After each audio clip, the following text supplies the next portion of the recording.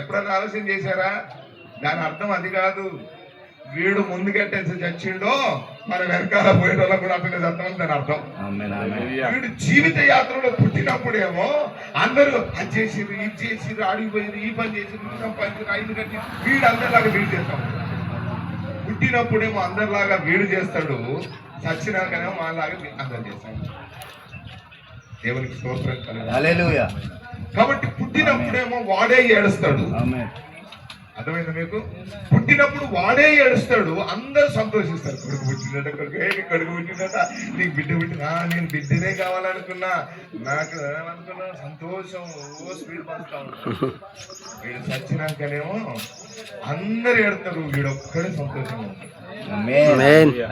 సంతోషంగా ఉంటుంది తెలుసా?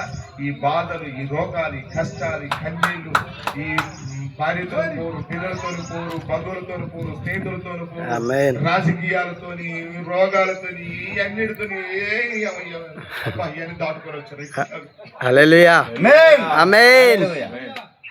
అర్థమైంది?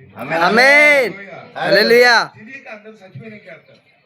ఏమని ఏడతారని అంటే, చచ్చిపోక ముందు ఇంకా 4 రోజులు బతికితే బాగుండు, ఇంకా 4 రోజులు బతికితే బాగుండు, హాస్పిటల్ పోతే బాగుండు, కొన్ని మందులు తెస్తే బాగుండు, కొంచెం మంచిగా పెడితే బాగుండు, మంచిగా చూసుకుంటే బాగుండు అని అంటారు. బతకవైతే 4 రోజులు బతకవైతే అని ఎడతా ఉంటారు.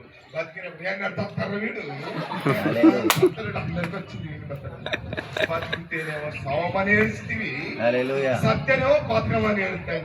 ఏమి ఏడుపు? నీ ఏడుపు.